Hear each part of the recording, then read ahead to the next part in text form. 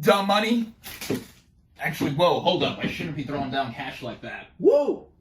What is up, everybody? Random Man here, bringing you my review for Dumb Money.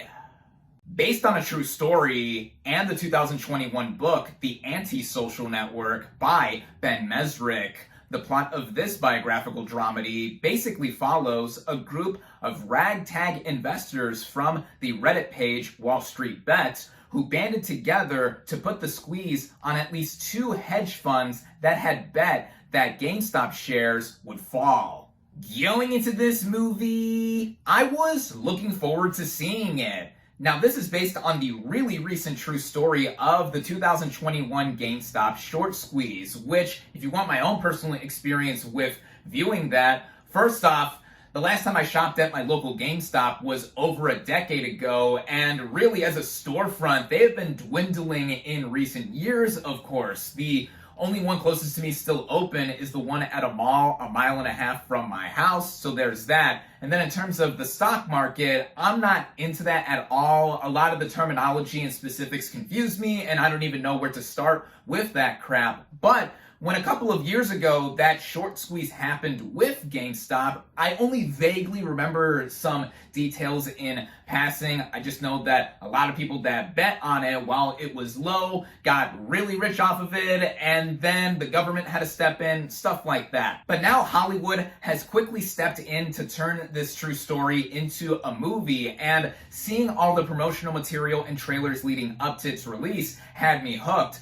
From the ensemble cast of players that were assembled to also the director at the helm, Craig Gillespie, whose recent works I've quite enjoyed, including 2018's I, Tonya, also based on a true story, 2021's Cruella, and also last year's miniseries Pam and Tommy, also based on a true story. Luckily for me, I was able to head out and see this thing in theaters where it is only currently available. Starting out with the cast and their performances, we have Paul Dano as Keith Gill, a financial analyst and YouTuber who basically starts out this whole interest with GameStop stock and has a lot of people follow in his footsteps. He was pretty perfect casting for this kind of role, given his demeanor across other movies that have the tone in balance with what his performance is leading the whole movie on. And I think with what he brings to the table, he is skilled both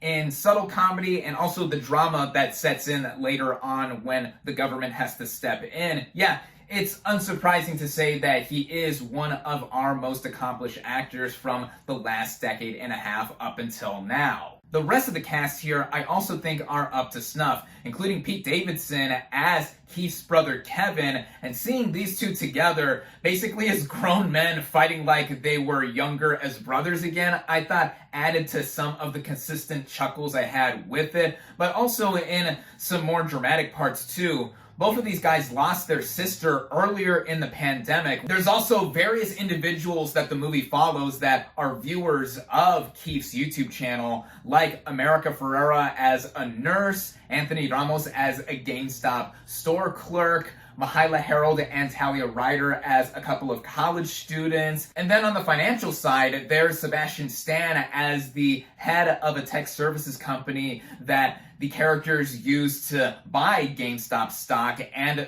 three hedge fund heads, as played by Seth Rogen, Nick Offerman, and Vincent D'Onofrio, are here in smattering of screen times to show some of the other side of what is happening in this whole short squeeze. Everyone here, no matter how much time they have on screen, I think do well, but the easy standout, of course, is Paul Dano with his dramatic punchiness helping this biopic stock go up itself. Now getting into the writing, again, this movie is based on something that happened really recently that a lot of us that were invested, no pun intended, with this story have quite a bit of knowledge about, but this movie seeks to expand it across all of the major players that I have mentioned. But of course, the main focus is on Keith Gill himself, and he is the anchor of the movie, also trying to balance out his family life with how he has a presence online and has become an icon for the little guy to be able to invest and take away a lot from these hedge funds that are just seeking profit and gaining so much after betting on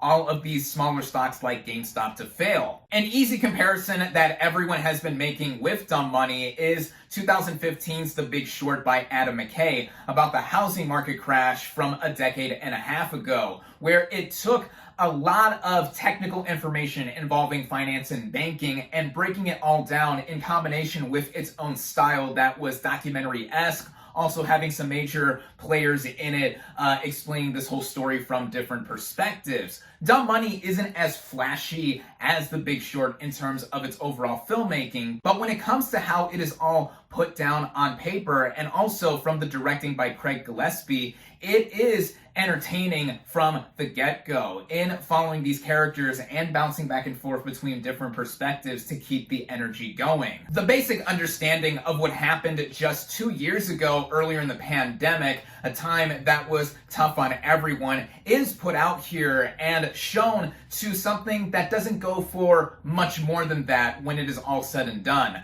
The biggest issue that I would say I have with Dumb Money is that it doesn't go for more than a straightforward story or retelling of what happened here, as it's clear details are glossed over in passing when jumping around between different characters, and also as a result of this true story being told so quickly after it happened, there is not a lot here to sit on aside from just getting some information that average schmucks like myself didn't know much more about. In other words, one could say that it's on the movie itself for not striving for more than the details that were disclosed here, or that part of it is on reality not being that far removed from this story from a couple of years ago to have us probably have some more thought or reflection with it. So really, it's just dependent on the viewer and how they take the story being presented as a film, and that is the case with any movie, as film is subjective. For me personally, I was mostly engaged with what was happening and also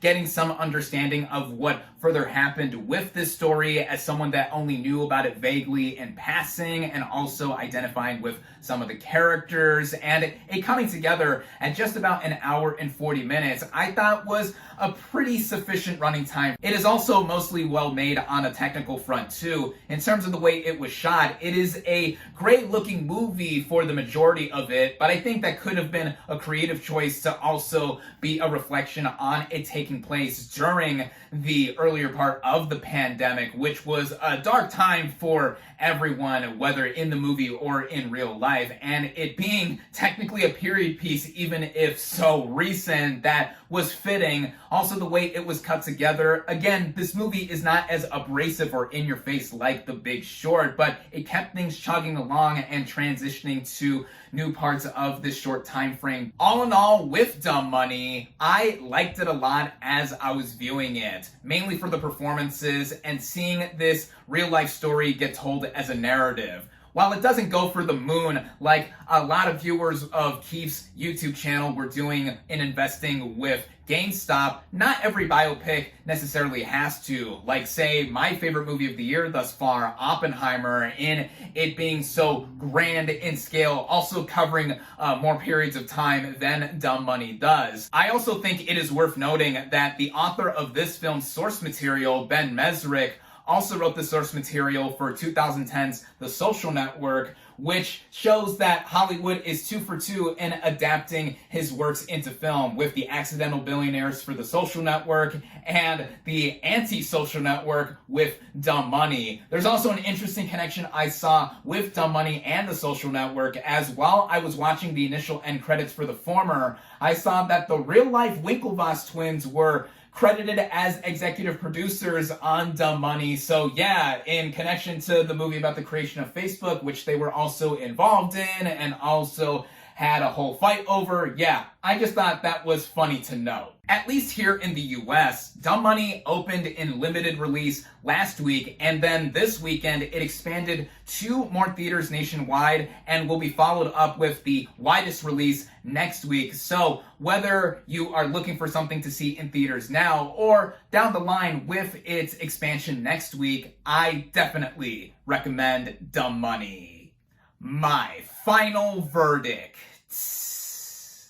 for Dumb Money is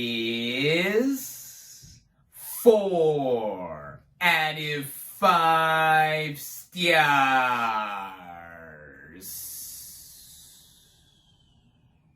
Thank you all, as always, for watching. Be sure to like this video, comment on what you thought of Dumb Money, social media links in the description, subscribe to my channel for more, and I'll catch you on the next movie review.